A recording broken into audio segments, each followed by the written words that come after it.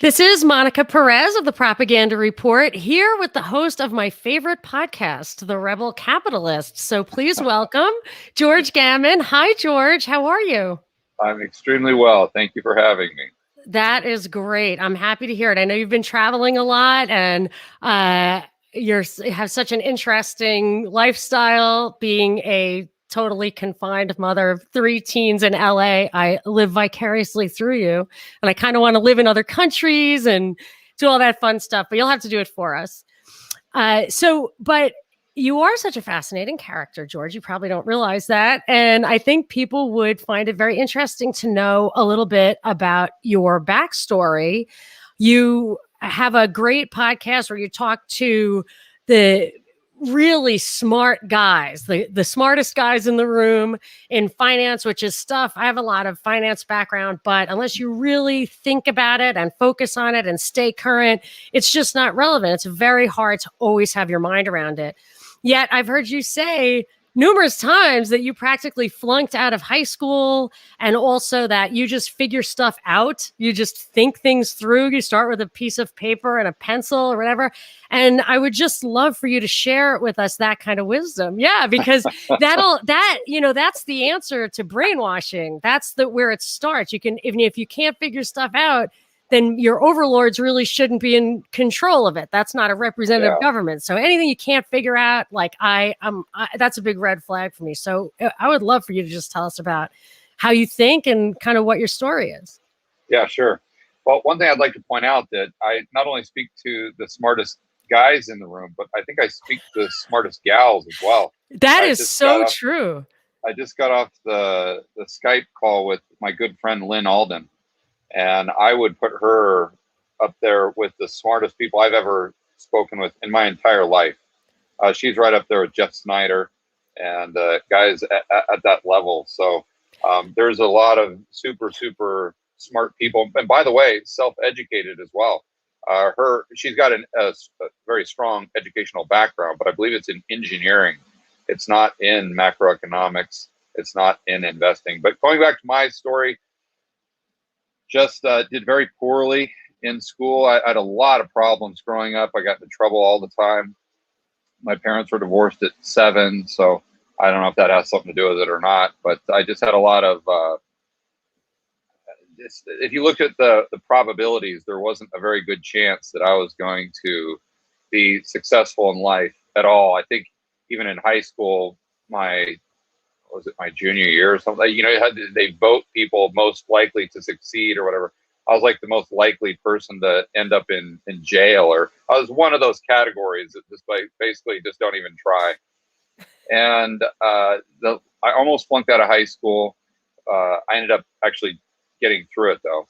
And then when I got into the real world, I just noticed that I just didn't want to do any of the other things that other people wanted to do. It didn't make sense to me to just get married, to have a family, get a 9-to-5 job, buy a house, live the American dream. I just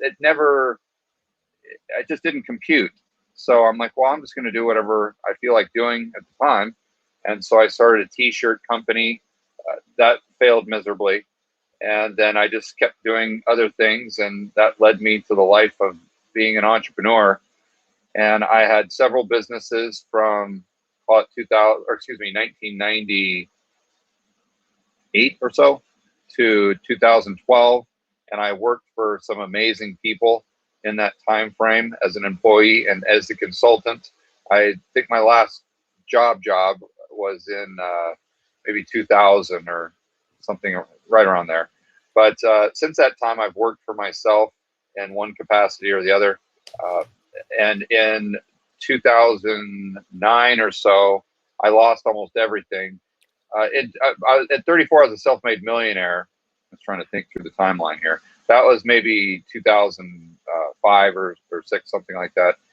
2009, I lost almost everything. So I got in a big legal battle with the AG in Connecticut. And that's what opened my eyes up to how dishonest politicians are. Because up until that time, I thought that they were just good people. They wanted to do the right thing. but they just got into difficult situations where there were no good choices, at least here in the United States. Of course, as Americans, we're led to believe that the politicians are great here. It's just in those other countries where they're evil and bad, and those are the ones that we really need to watch out for. Well, all that changed for me in 2009 when I had this personal interaction with this individual. Then through my life having interactions with other politicians, it kind of opens up your eyes as to how things really work. Fortunately, I was able to make it all back between 2010 and 2012, and then I retired in 2012 at the age of 38. And I had a decent amount of savings, but I needed to get let's say a 5 or 7% return, so I wouldn't have to draw down my savings, and I'd be able to live, and I'd never have to worry about having to get another job or start another business for the rest of my life. That was the objective. So that led me to real estate, and then I didn't know anything about it. I didn't know anything about investing, so I started listening to podcasts and YouTube videos, and that's where I ran into the Free to Choose series from Milton Friedman. And from that, just really, I mean, the second I watched like the first 2 minutes of it, I was hooked. I was like, I don't know who the hell this guy is, but he's saying exactly what has been in my mind my entire life. He can just articulate it a lot better than I can. My father was a truck driver, and he used to sit there on Sundays with me and watch it when it was live on PBS. Not live, Free but to like Choose, yeah. first part, Free to Choose, yeah. Yeah, that's really cool. Yeah. And I think it was late 70s, wasn't it? It was either late 70s or early 80s. Well, that would mean that I was alive and watching TV then, which I would rather not comment on. Okay. I think I dated myself. Yeah, from there, I started getting into Thomas Sowell, who is now my favorite economist. And then I started to get into the investing side with guys who kind of had the same belief system from the kind of that Austrian free market school, because that's what resonated with me the most. As I think I had a huge advantage there because I had been an employee in my life. I worked my way, from the time I was 15 years old, I had always had a job. So I was an employee, but then I was also an employer, so I could see it from both ends. And when you have the opportunity to be both, I think that the majority of the people will come to the conclusion that free market capitalism is by far the best system. By no means perfect, but it's definitely the best thing that we have in an imperfect world with imperfect human beings. But I started to listen to Jim Rogers and Jim Grant and Peter Schiff and Doug Casey and Rick Rule, and then it just went on from there. And then I started to listen to some of the more mainstream guys like Buffett and Druckenmiller. And I read all the Market Wizards books, and I just completely devoured anything that I could on the topic of investing or macroeconomics. And the strategy that I really liked the best was Jim Rogers, where you just buy things when they're cheap and you sell them when they're expensive. So at the time, real estate seemed to me like it was pretty darn cheap. And I looked at a chart of U.S. housing going back to 1900 adjusted for inflation, and I saw that it pretty much stuck with a historic trend line to about 2000, then went to straight up, as you know. And in 2012, around that time, we were right back at our historic trend line. So I thought that might be an interesting area to put some capital. And so that's exactly what I did. And it wasn't necessarily super, super cheap on a historic basis, but the cash flows were insanely cheap. So I did that. That's where I kind of started to figure out the game of real estate. And I did that for a couple of years in the Midwest.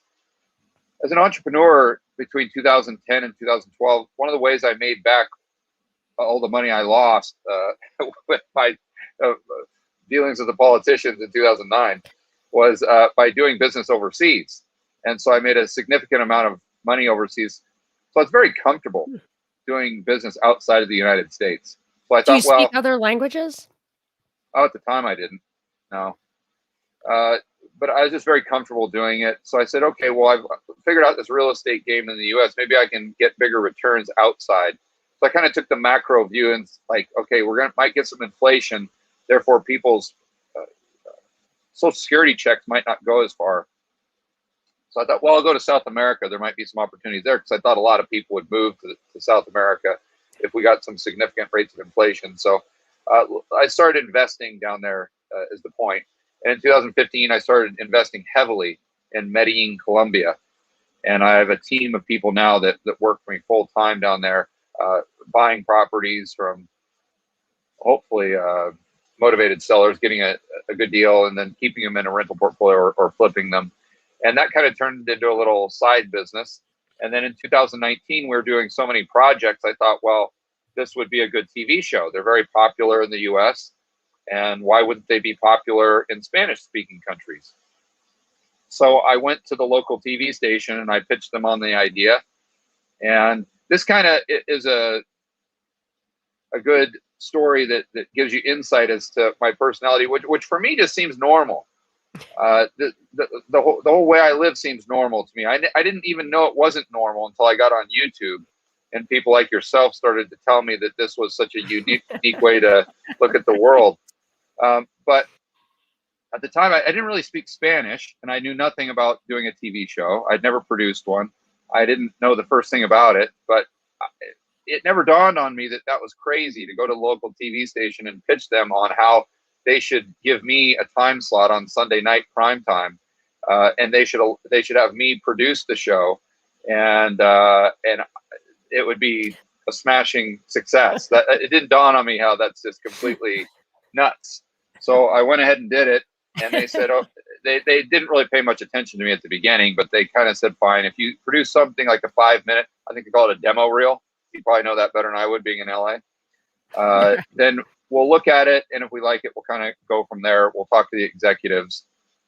So I didn't know the first thing about it. I studied it. I figured it out. I watched just literally thousands of hours of reality TV show, which was a nightmare.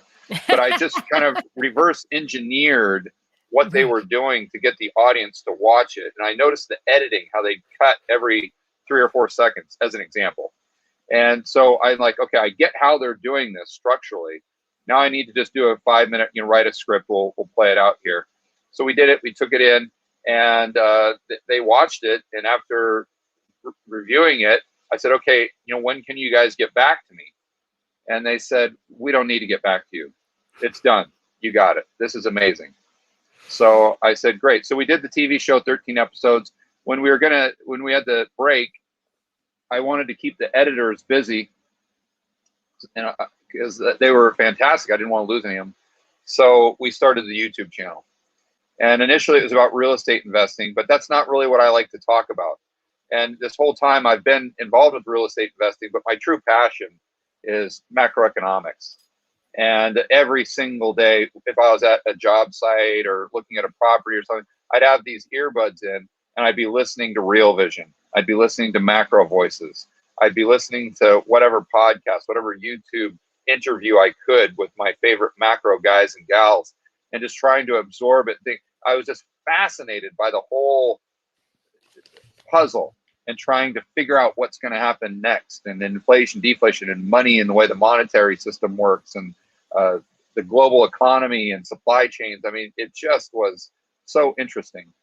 And so, but I didn't think anyone would want to watch a YouTube video on that. So we did the real estate videos, and those weren't really popular at all. But I'm like, listen, I want to do a couple of videos on this macro stuff because I just want to talk about it. I don't care if anyone watches the video. Hey, who cares? I'm only getting 20 views per video anyway. And, those are all my friends and family. So no one's going to watch it. Who cares what I do? But sure enough, I started doing the videos on economics, and those were the ones that became very, very popular. And the YouTube channel exploded, and we got to 100,000 subscribers within maybe the first 8 months, 9 months, something like that. And then I started the podcast, which is the Rebel Capitalist Show. And that's just the audio that we ripped from the interviews I do on the YouTube channel. And then I started Rebel Capitalist Pro, which is, I partner with Lynn Alden. And then I started another channel, Rebel Capitalist. And then now we're doing Rebel Capitalist Live, which is an event in Miami, June 11th to the 13th, where I've got Mike Maloney, Jeff Snyder, Brent Johnson, Robert Lynette Barnes, Zhang, who I love Robert and Barnes, found from your show. Yeah, all those guys and gals coming down there live, face to face. It's not over Zoom. Amazing. Yeah, and so that's kind of how it's blossomed. I think the channel has close to maybe 290, 300,000 subscribers, and it grows quickly if I do the videos. I haven't had much time to do videos the last week or so because I've been traveling, but that's what gets us to where we are today. Well, when you talk about you were surprised people would want to hear about your talks about macroeconomics, I think that goes to so many people who kind of specialize in that make it. I don't know. I learned from an English teacher once, if you can't actually explain the meaning of a word clearly and simply, you might not actually know the meaning of the word. So when Yeah, you've got yeah, like that's right. professionals who are talking about macroeconomics, either they're deliberately obscuring it so that they don't have any competition, or they don't really understand it. They can go through the motions, but they don't Yeah, really understand it. Whereas with you and your blank piece of paper and your pencil, you aren't even interested in it until you can really understand it, and you do it in a process that seems like very approachable from regular people. But specifically about macroeconomics and a lot of this investing, I like that stuff too. I like puzzles. You know, I always think of an Excel spreadsheet like other people think of a New York Times crossword puzzle. I just love it. And if you can plug things in and figure things out, it's so satisfying. And you could actually predict the future maybe in a little bit of a way. But recently, especially, but just over the years, there's the fundamentals are just not a way to make decisions, like actually figuring out how people act in aggregate, which was kind of where economics was the social science trying to figure out. yeah, Or like Mises would say, praxeology, like it's not even what they should do, but it's what do they do? Like that's all you yeah, need right. to know. And it doesn't have to be good or bad or utilitarian or not. But now it's like all, it seems like it's 100% political, policy Yeah, right. or behind the scenes influence. And I don't have a handle on how. I mean, I feel like there's a code to be cracked, and I try to watch like World Economic Forum videos and stuff, but I don't see how it's. I don't see how to predict that or analyze that. How do you deal with that? Well, that's a fantastic question. In fact, I just spoke with Lynn about that because we were talking about all these things. And you always come to the conclusion that now we're not trying to answer economic questions. We have to try to answer political questions. And Lynn flat out said, that's true, but I don't know what my edge is there. Right. I definitely have a definitive edge when it comes to economics, analyzing companies, trying to figure out what things are cheap, what things are expensive, but in understanding how the monetary system works, the euro dollar system, understanding how the Fed works with quantitative easing. You know, Lynn has a huge edge there.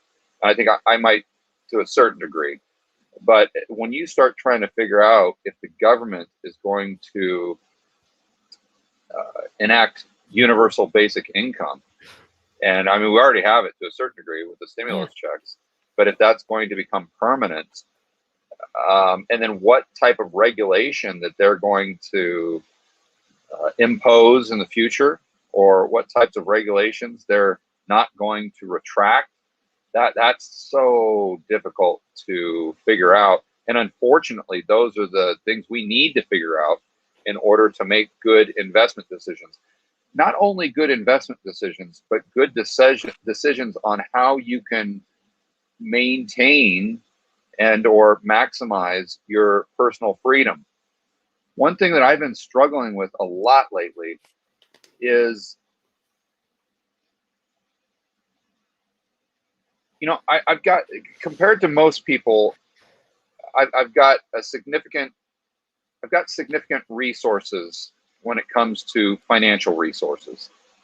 I can go out and I can buy a nice car, or what most people would say, oh, I wish I could do that. Most of those things I can do pretty easily. But I've been back in the United States for about 6 months. And especially when I was down in Tucson over the last, I don't know, month or so, it doesn't matter how much money you have. Life sucks.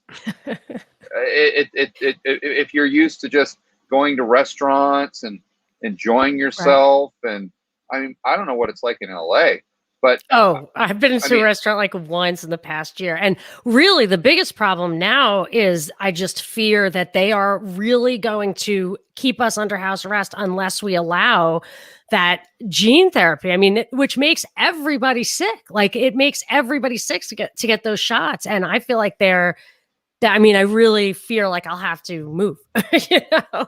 And then where do you move? But that's what I'm yeah. afraid of is that And it's then like if you can't be rich enough. Like if you want to access that stuff, you are going to have to submit to them putting something directly in your veins that really has not been fully disclosed. yeah, I mean, you're talking about a vaccine passport, or when I was in, I mean, to your point, I don't know how the restaurants are there. They're probably most of them closed, maybe. But in Tucson, I mean, you got to get a 2 hour wait. You can't get an Uber. It takes you an hour to get an Uber and that's if you're lucky, you can get one. But And it's just, so many are closed down, which is yeah, heartbreaking. Like that level of it's sinister, evil, whatever. Like they just that the power the government has to do that. And like this goes with the macro question in that I feel like if you knew who was in control and what their actual goals were, I mean, the goals can like people can speculate on the goals being like totally esoteric or occult or just like fear and greed, whatever. If you knew who was in control, if you knew what their actual levers were that they could use, which I guess you do, like monetary and fiscal policy, I feel like we have been shown that like one of the squishy things in trying to evaluate economic trends used to be how people would vote or react. And I feel like we've seen in this past year, they are in complete control of how people feel and react. Like I feel like the consent of the governed is totally subordinated or suborned by the propaganda. And that's a great word. yeah, you That's can't. that's the correct word. And so let's take my personal situation as an example. And this is very consistent with regardless of the friends I have around the world. And a lot of them have a lot more resources than I do. I was just talking to Hugh Hendry via text the other day. He's in St. Bart's, and he was telling me how he's pissed off because they've got the borders there closed. So even the billionaires and even the hedge fund guys and gals are really trying to figure this all out. But let's use my personal situation. No wife, no kids, single guy that can literally go anywhere on the planet Earth. What do you do? That's the situation I'm in right now. There's nowhere you can go.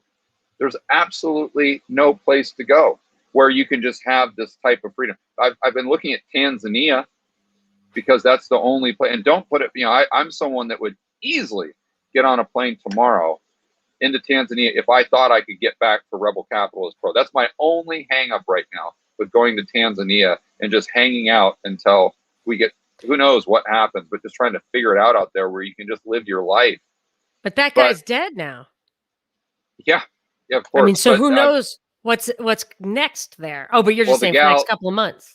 Yeah, the gal that has taken over hasn't instituted any of the what would be considered normal measures that the rest of the world is taking right now. So hopefully it'll stay the same. Yeah. But you're right, even that is up in the air. So what I started to do is say, listen, I normally focus on how to make money, how to grow your wealth, and macroeconomics. But right now, for me personally, I've got to figure out how I'm going to maximize my liberty first and foremost. Because at the end of the day, if you don't have freedom, you can have all the money in the world and it doesn't make any difference. You could be in Tucson right now and you could have all the money in the world and you still can't get a reservation. You can't get an Uber. You can't live the way you are accustomed to living. And take it to an extreme, you could be a billionaire. And if you're in a prison cell somewhere, it doesn't do you much good. So like you got to have that. Yeah, you got to have that personal freedom first and foremost. So I've tried to figure out how can the entire world be like this? Not just a country here, the entire world. And you say, "Oh, George, well, Florida's great." I agree, Florida's better, but still, I'm at Whole Foods yesterday, just trying, and I've got the mask on for heaven's sakes, and I'm trying to get a salad, and the gal's yelling at me, "Put on your gloves, put on your gloves." I'm like, I'm just going to pick it up and put it in my cart for everything. Put on the gloves. It's like, dude, relax here. So you really can't get away from the hysteria, let's call it. So then you have to ask, why? Like, how can this happen? And so what I started to do is I started to really research what they did in Germany, starting in the early, I believe it was the mid 1920s, but especially in the early 30s, leading up to the World War II, and the propaganda they used. Because as Americans, you don't really think about it, but if you ask the average American, why did the Germans or any group, Soviets, or what we've done here in the United States to some degree to certain groups of individuals, maybe the Native Americans, something like, why were we able as human beings to commit atrocities on other humans? Like, how can you do that? And we as people, we like to think that we would never do that, ever. Like, if we were that restaurant owner during Jim Crow, we would have served everybody. Right. That's the funny soldier, part. The Nazis are the ones who think they're anti. The people who call other people Nazis are the ones who are like the mask Nazis are the ones like, don't you understand? Like, this is the problem. Yeah, but the way you get those people that are so the question becomes, okay, in Germany, was everyone just evil? Right? In Silver, were all these atrocities on this group or that group, were all the people committing those atrocities or just going along with it, not saying anything, were they just evil people? No. They're just normal people, just like you and I for the most part, but they became victims to propaganda. And that's why I wanted to point out this word. So how is it that they were able to do that? Well, I've really dove into this. And the way they did it is several different ways, but two ways in particular is they started to convince people that rational thinking should not be a priority. In fact, you should just forget about it. It really doesn't matter. What really matters are feelings. That's the priority. So there is no higher. So what, and I said in a tweet last night, it's almost like the United States has replaced God, because when I was growing up, whether you're an atheist or whatever, it was just the majority of the people, that's kind of the highest level, a higher power, let's say. But now what we've done as a society is we've replaced that, in my opinion, with feelings. There is no higher priority. There is no higher power than someone's feelings. That I think goes with the fact that I blame Trump for this, bringing identity politics to the right at long last, where it was going towards the Ron Paul ideology stuff about thinking, and he had college kids burning dollar bills, and they just took that energy and they made even that emotional thing on the right. Because if you ask people what they really like about Trump, and they say, because he's mean to people I hate, like a lot of people have given me that answer. I think it goes way back, though. I think it goes back to the early 1980s and helicopter parenting. Yeah. If you look at the research from, I believe he's a psychologist, I think his name is Jonathan Haidt. He's done a lot of interviews with Jordan Peterson, and he speaks with Dave Rubin. He's kind of in that group. I apologize if I'm mispronouncing his name, but he's done a lot of research on this. And in the early 80s, due to demographics and a lot of other variables, we have helicopter parenting. I remember when I was growing up, you didn't wear a helmet when you were riding a bicycle. I mean, what are you talking about? Like that was nonsense. I would go at 7, 8 years old. I would take bike rides during the summer when you're out of school. I would take bike rides with my buddies miles away. I mean, we'd go up in the hills. My mom wouldn't know where I was for 8, 9 hours I'd be gone. Just had no clue. Don't you think it just didn't matter? Now, a kid that goes out on a 14-year-old that goes out on a little razor scooter just in the cul-de-sac They've got them in hockey equipment, for heaven's sakes. They've got help. They've got, radio gear in case you get lost. And it's like, what? I have a theory about that. Don't you think that it could be risk aversion based on the fact that you have fewer children, that you've invested more? But that's why I said demographics. Oh, okay, right. Yeah, that's why I said demographics. Right. It has a lot to do with the demographics because people started to have fewer children. That's right. That's right. Yeah. So we were overprotective of the children we did have. And that led to this whole generation of being, let's protect not only them physically, but let's protect their feelings.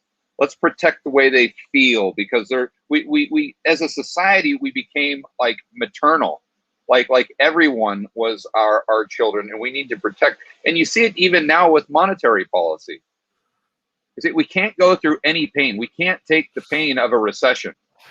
It's because people aren't allowed to feel the pain anymore. You see it with people prescribing drugs, instead of exercise or something like that. It's pervasive throughout our entire society.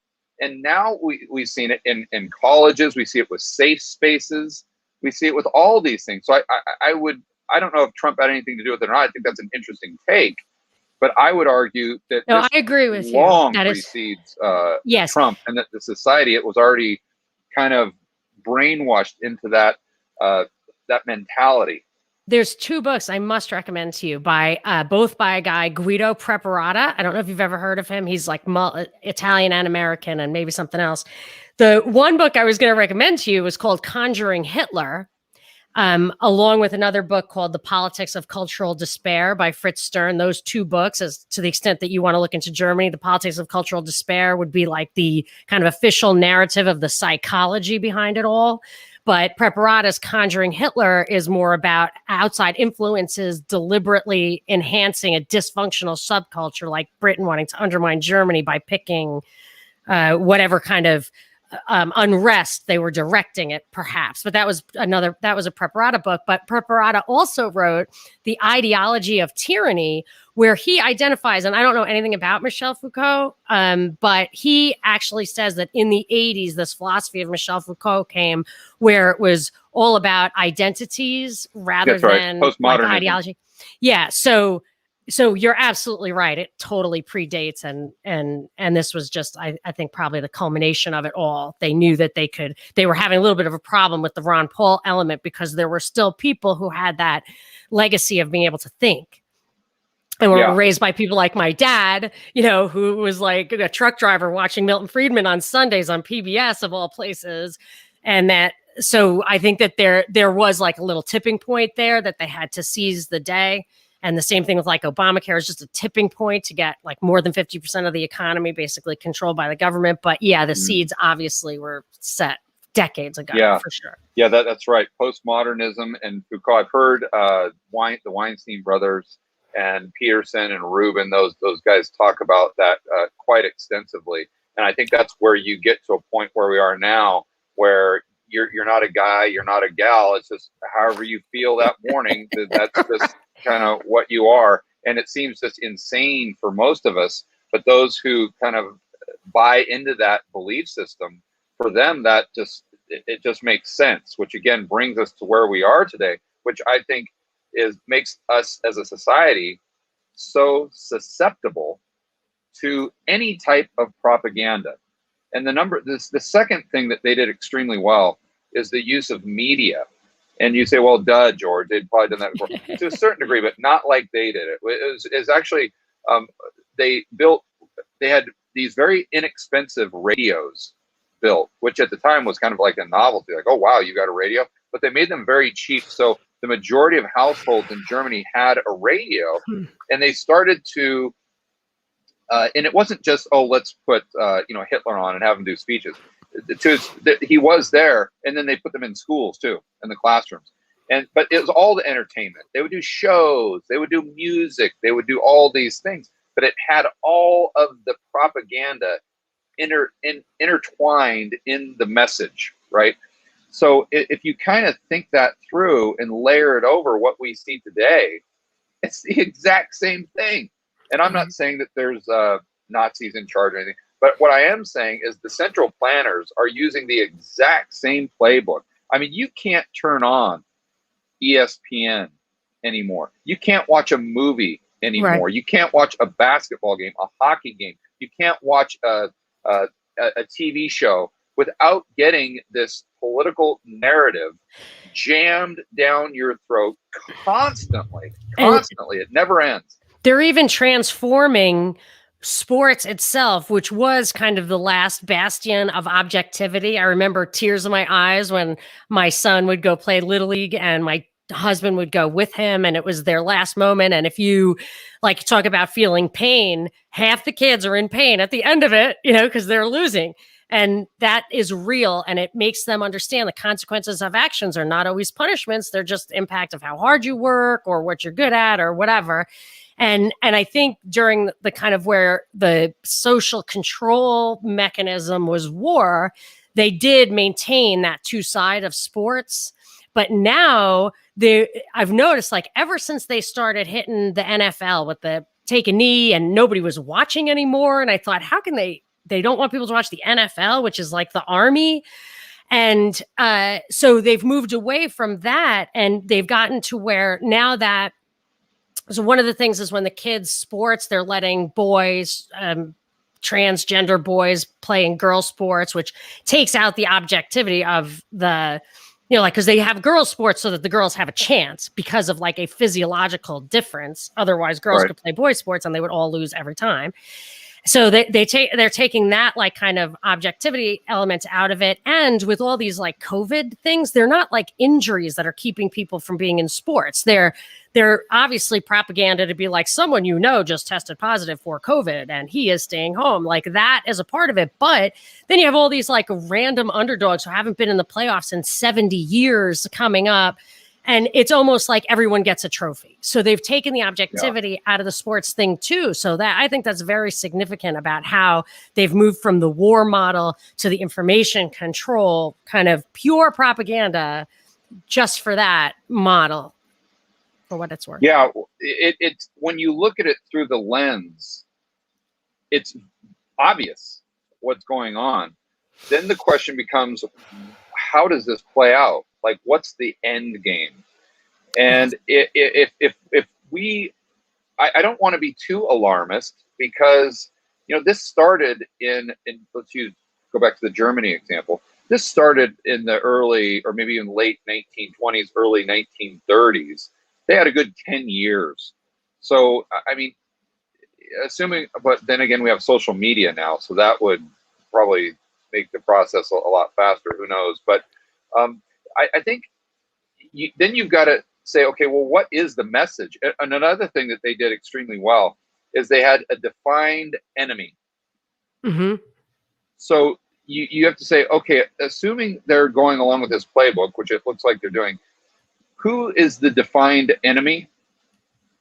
And what is the objective? What is their objective end game? And then we have looking at the glass half full, we've got to realize that if they as a society, they had made a few different decisions as far as electing a different person or something like that, history would have been changed. We might not have had what we saw in the 1940s. We might not have had those atrocities. So there is hope. I want to make sure that I have a message of hope, that if we wake enough people up to what is happening, we can affect the future. We're not doomed to recreate the problems and the mistakes that other societies and our society, to a certain extent, has made in the past.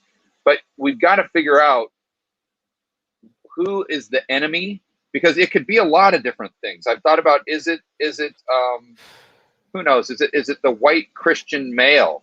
I mean, I don't know. Is that their enemy? Is it humanity? Because if you look at climate change, a lot of the people, and it's not there yet, but you could reason how humanity in and of itself is the bad guy.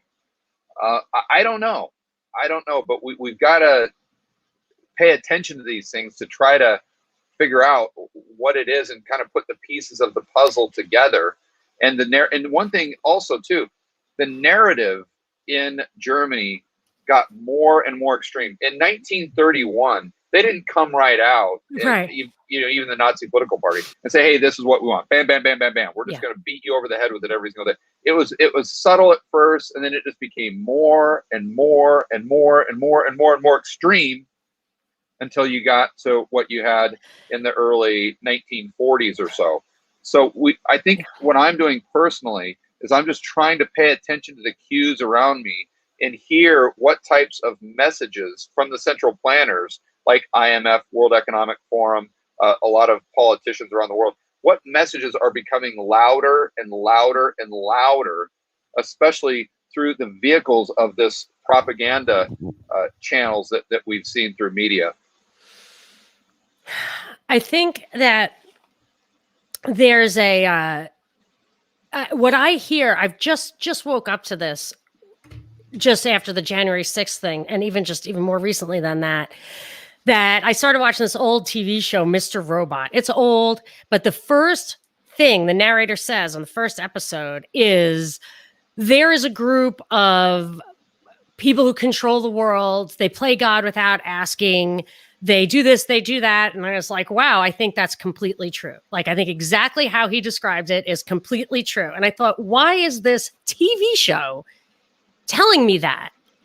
And I really had to think about it. And there's all sorts of theories, revelation of the method, or they, I don't know, just want to make you crazy. But I started to think, I think their real problem is, and the whole world's problem is, the U.S. Constitution and the Bill of Rights. And I'm an anarcho-capitalist. I'm not a conservative. I think that a free society is the goal. I think the idea of a self-limiting government is the utopian fantasy and not the free society, because society is self-ordering. But we're not getting closer to the free society. The further we're getting away from the Constitution and the Bill of Rights, it's not going my way. So right. It's going their way. And I think that I call it the thin parchment line, or the thin ecru line, like the Constitution and the Bill of Rights, I think is a problem for them.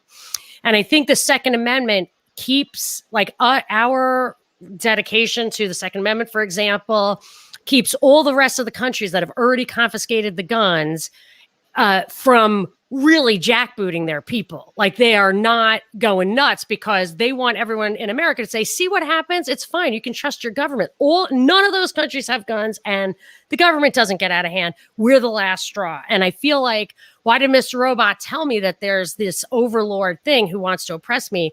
I think that they want us to put the wrong target in our sights. So, like the January 6th thing, the Boogaloo, they're like, yeah, the militia who shows up with selfie sticks instead of guns. I never really understood that narrative.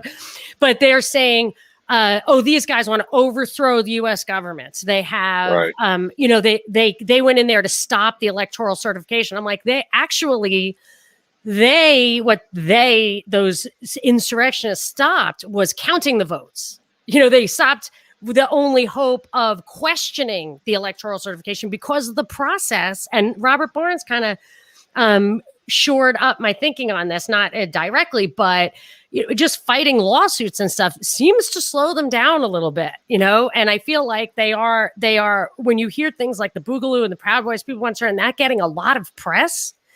It makes me want to just, get out my sign, like, restore the 10th Amendment. Like, that's where we should be focusing on. Actually, the process really is the can kicking, and maybe the whole human existence, like the whole goal for the people is to spend our entire lives forever kicking that can of tyranny. And this is one way to do it. I'm beginning to think that. That's their objective? That their objective, the big their objective in the short term is to get us to abandon the Constitution, the Bill of Rights, by just throwing the baby out with the bathwater and saying government's super AFU'd. You people are not following the rules. See, that's the thing. Like, if they followed the Constitution or any of the state and local rules during the last year, or took cases to court that actually got heard and executed, like if you insisted on a certain amount of integrity, even as the laws are, we'd be better off. But we're so frenzied that we don't do those little things. That's why I like Barnes so much. Well, that's why he and I are suing the Fed for the, Oh, really? the Federal Reserve Act. Yeah. You put a lot of content out. I can't follow everything. So that's important. I think that is all we can. Yeah, I because think that's the number one thing. they blatantly violated the Federal Reserve Act back in 2020 in March, in my opinion. Oh, by So buying bonds and stocks and the private stuff? everything, yeah. So, yeah, I spoke to Barnes about that. He and I were having dinner in Vegas about 6 months ago. And I said, well, why don't we just sue the Fed? And he says, well, yeah, you can do it under FOIA. And he kind of outlined it. So 2 weeks ago or a week and a half ago, we announced it, where the first stage of it is to request the documents. Obviously, they'll say no. And then you sue them under the FOIA, which is the Freedom of Information Act. We don't. Robert is. Yeah. He's handling it. Powerful. And so I said, yeah, well, I'll throw up the first 25,000, because the first phase of it, you need about 100,000. Yeah, right. I said, I'll put up the first 25, and then we'll do a GoFundMe for the other 75. But what happens is every dollar that someone donates, I'll match it with another dollar out of my own pocket. So what'll end up happening is I put in 62.5 and everyone else puts in 37.5 as far as the GoFundMe campaign. And we hit our goal in under 36 hours. Wow, I already had really? to close it. Oh yeah, I had to close it a long time ago. So Barnes is in the process now of requesting the information, and we'll do videos that come out periodically updating everyone, and obviously the people that donated to the GoFundMe campaign, as to how the progress is going. But that first phase will take about a year. But the whole I didn't want to get off topic there, but the whole point is the law is what is supposed to constrain the central planners, whether it's the Federal Reserve Act or the Constitution. And it's what protects us from them. That's the whole point. It protects us from. So at the very least, we've got to focus on maintaining the integrity of the Constitution, and I think the Federal Reserve Act as well. But we've got to do, that's step one that we can do. And then if we're cognizant of all these other things, and that gives us a good chance. I think that where I am with it right now, as far as their end game objective, I think it's socialism. And let's just give them the benefit. So who is them? I always say they, them, the global elite or whatever. Who does Klaus work for? Yeah, well, I don't know. Maybe it's Klaus. So when I say them, I talk about all these people that go to Davos. So that would be the World Economic Forum is who puts it on. The IMF, the corporate leaders that really rub elbows with Klaus Schwab is his name. And a lot of these politicians, most of them, I think, especially on the left, I mean, the right's not very good at all, but the people on the left have really lost their marbles to a large degree. But it's all these politicians, they're the global elite, the big banksters as well. They're in that group. It's the people that really benefit from the Cantillon effect. If you want to What's sum it the up. Cantillon effect? So the Cantillon effect is something that it's a theory that I think is very true if you think about it, where the political insiders and the financial insiders that are closest to the money printing will be the ones who benefit from it. Because if you think about just creating more currency units in the real economy, chasing the same amount of goods and services, at some point you're going to get consumer price inflation. Right. Now you may say, well, George, it didn't do anything when they printed money back in 2008. Well, that really wasn't money printing. That was quantitative easing. That was creating bank reserves. And that's a whole different thing. People conflate the two. They say that this is money printing and that's money printing, but there's a lot of nuance in that term. If you really get hyper-focused on the amount of currency units that are in the real economy chasing goods and services, when that goes up to a certain degree, especially with the velocity, you're going to get consumer price inflation.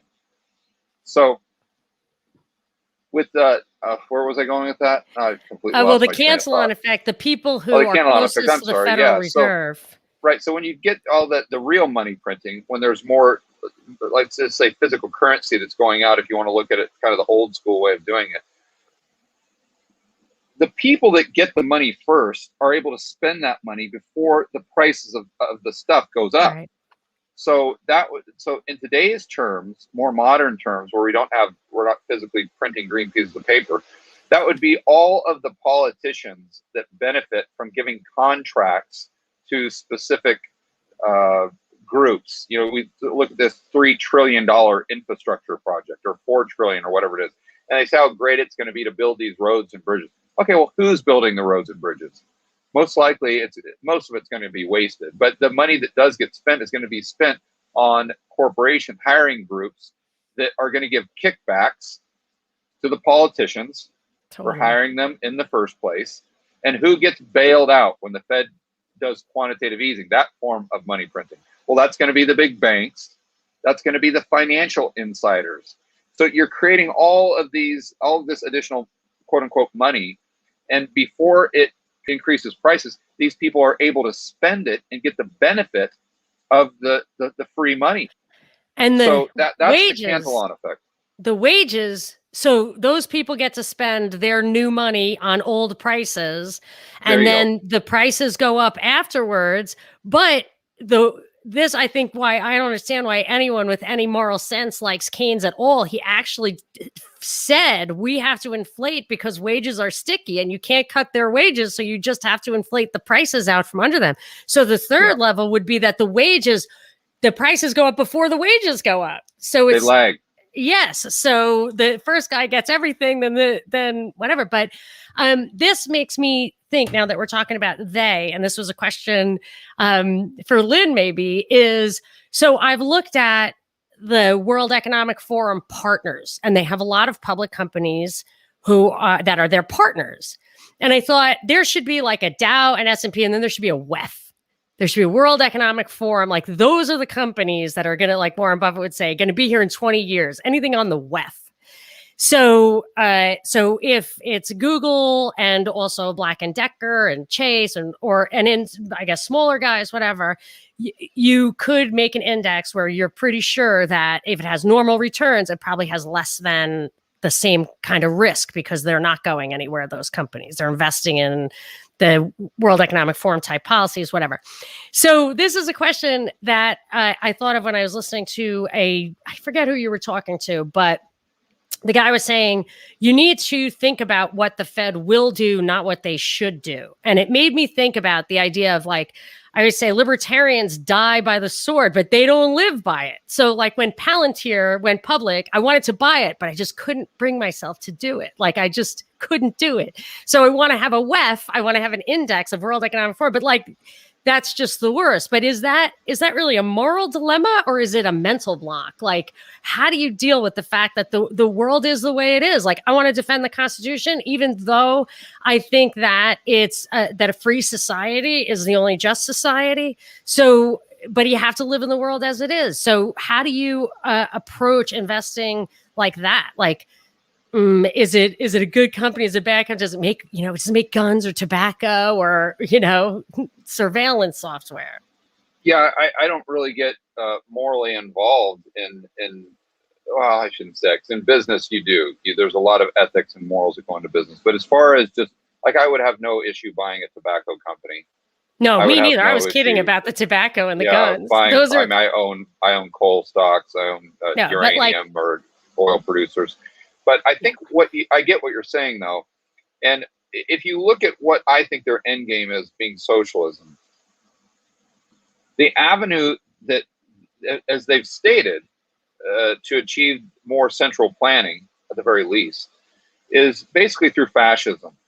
And I'm not talking about the fascism where they're going to be going after specific, races or ethnic groups or anything like that. I'm talking about corporatism, where, yes, you have private ownership of the means of production, but it's, at the end of the day, it's really all controlled by the government. Right. And if you look at these people like Mark Benioff with Salesforce, I mean, he is like a disciple of Klaus. And he even uses the same words, that we've got to use stakeholder capitalism. We got to get away from shareholder capitalism. And they demonize Milton Friedman, by the way. Both of them do extensively. And so if you look at these types of corporations that might be included in your ETF, they're going to be controlled, and therefore their profits are going to be more and more and more controlled by these insiders and by these global elite. Well, I don't think that's an investing thesis. That you might argue that, okay, well, they're less likely to go out of business.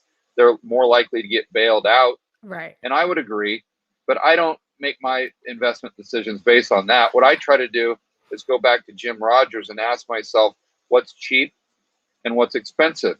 And one tailwind that we have now as investors is a lot of the things that are cheap are completely out of favor when it comes to the narrative that's being given to us by the World Economic Forum or by the central planners. As an example, oil, for the most part, is completely uninvestable. I think Jim Cramer said the other day. Things like coal or uranium. These things, especially back in March of 2020, when I really loaded up on these things, they were incredibly cheap. I mean, you can't get much cheaper than minus $38 a barrel. Yeah, right. That was crazy. I don't even get that. That's pretty damn cheap. But so a lot of these things that I would consider cheap and good, they're really out of favor. They're the antithesis. Right. There's your opportunity.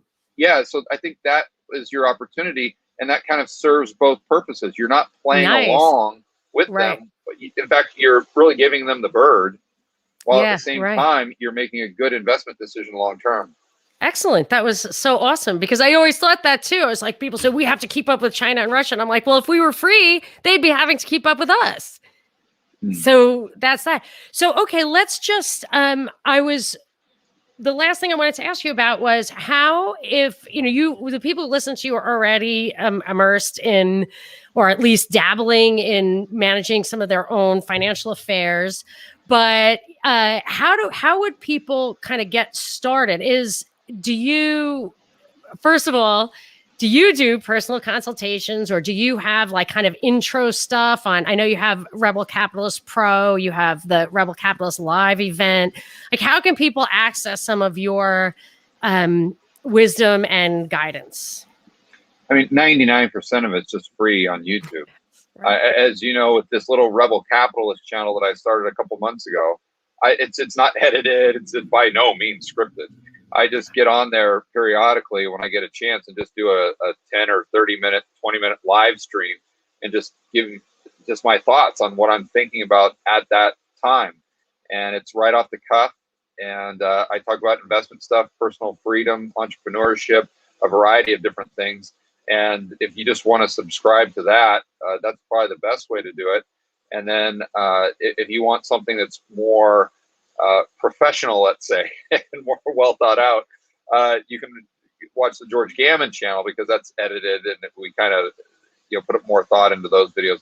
And then, like you said, Rebel Capitalist Pro is where I partner with Lynn Alden, who is obviously extremely professional and knowledgeable, and also another gentleman by the name of Chris McIntosh, who's a hedge fund manager who's had just years and decades of experience in actually not just the research component of it, but managing hundreds of millions and billions of dollars. And a lot of times there's a big difference between just doing the research and having an idea and putting $100 million to work.